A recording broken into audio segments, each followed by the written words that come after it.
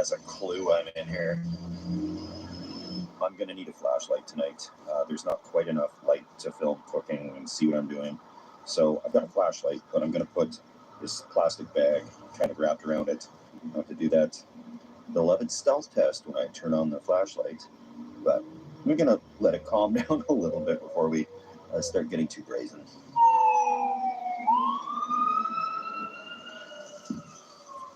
Something's burning. I just got to stand up for a little bit. My back is getting sore from sitting under there in the bushes. I'm pretty well hidden, but I can at least stretch out this way, keep an eye on things. Stealth camping is 99% boring unless things go wrong. A lot of it is just kind of quietly sitting here waiting for the traffic to die down so I can be a little more comfortable making noise and walking around a bit, but it's getting a little less busy. Oh, the fire truck is on the way back. Good. Hopefully just a false alarm. All right. Okay. Traffic is much less right now. Look at that. So time for our flashlight test. Do that real quick. And then we'll start cooking, because cooking in the dark can be dangerous. We don't want that issue to happen. This is the flashlight, and that's on the lower setting. That gives me all the light I need to film and cook safely. I just want to see if you can see this walking past on the sidewalk, because cars not going to notice, but somebody walking by, might. So I'm just going to take a peek. I'm going to kind of pointed away towards the brick wall here, the retaining wall. Let's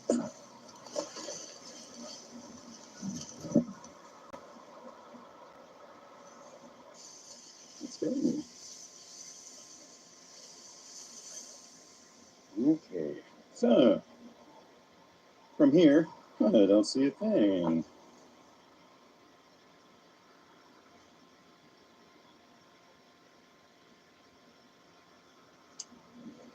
There may be one angle there you could kind of see it from, but just going to check walking down the sidewalk what I can see.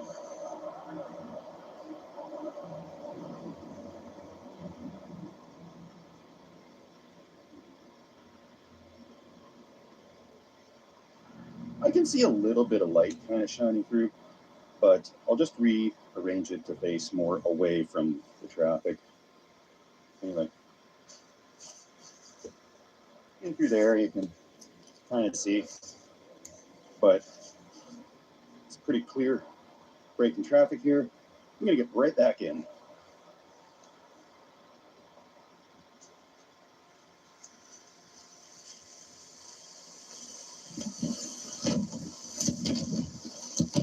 There we go.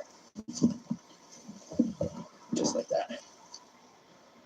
Just going to make a Reuben soup, and I'm going to make a small one, because I could have just made these Reuben bunwages, but I brought all this stuff, and so I'll use it.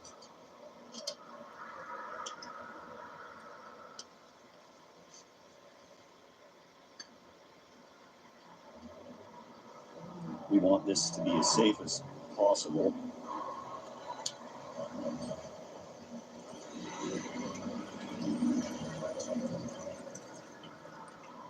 Some beef broth. Pieces of corned beef.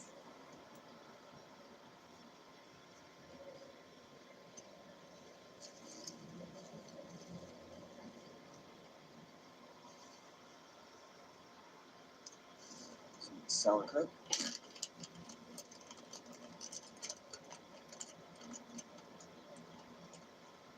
Dijon. That's a lot of Dijon. That's okay, I like Dijon. I swear that one of these days I'm going to cook something that doesn't look disgusting. But I'll add in some Swiss, finished off with a little bit of this half and half cream. I'm just going to bring this to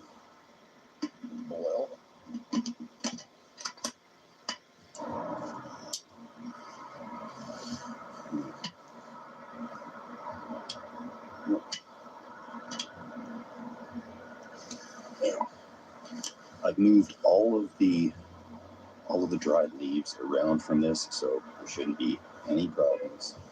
And I've got extra water and stuff that if there is anything that gets out of control, just extinguish it and nobody will ever know.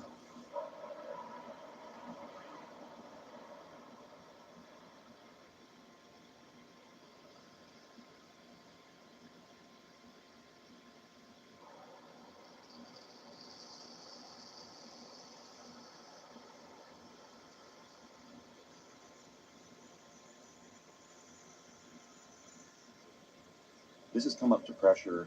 This should be perfectly cooked real quickly too. When you're stealth camping, you never want to pull the quick release on your pressure cooker because that steam is going to shoot way up, like 10, 15 feet in the air. It'll attract some attention.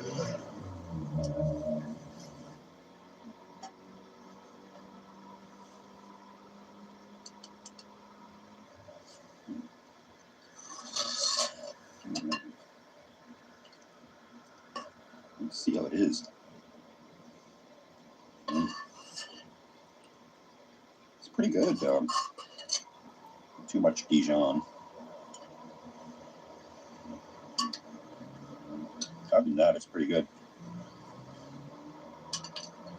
I suppose it would have made more sense to just make Reubens instead of doing the soup, but it's cold tonight and I wanted something a little warm. I'm going to start the self-inflating air mattress to do its self-inflating. And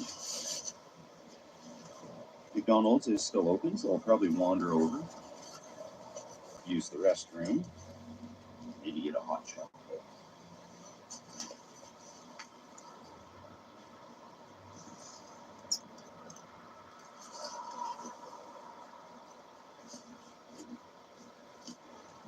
Oh, I sorely need to stretch my legs. I didn't bring a little folding chair that I usually do. I figured I'll just sit on the sleeping bag, and that's not really working out very good. But I'm pretty dead up here.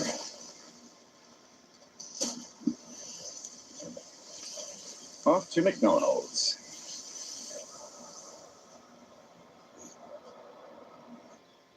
I've slowed it down in the step 2 department quite a bit over the last year, pretty much. I still like to have one or two when I'm camping for sure, but it's not like those days when me and crazy neighbor would bring a couple of 60s of rum for a weekend. And feeling pretty good overall. I'll feel better when I can sit down in a real chair.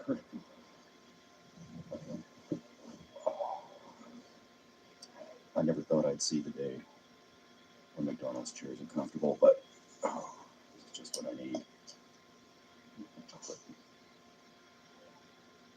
Oh, that's good.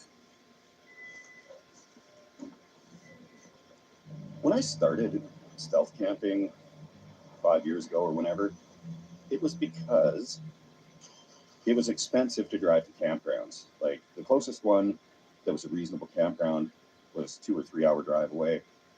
And the cost of gas was a factor as well. And the city I lived in had a huge park system of absolute beautiful river valley, Edmonton. It's like a solid ribbon of woods that go through the city, and nobody's ever using it other than walking dogs. So I went out and I thought it was just going to be a little one-time video.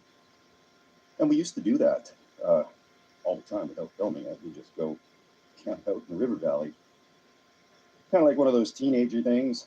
But I got a thrill out of it. It was pretty fun. And a lot of people wanted to see me do more of it. So here I am. Now, where's the line between this and homelessness? I feel for the homeless. They are literally out here doing this not for fun. I still get a kick out of it. It is kind of neat. But yes, it's, I literally was loitering in a McDonald's for a little bit for a place to warm up and sit down. So not an easy life out there for anybody living rough on the streets. That's for sure. A couple of vehicles here. Nobody's picked up those dog treats yet. They're still just sitting here.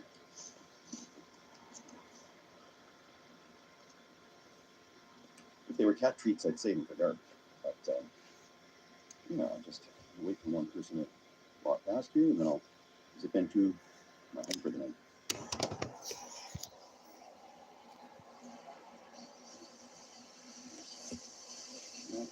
Into the woods.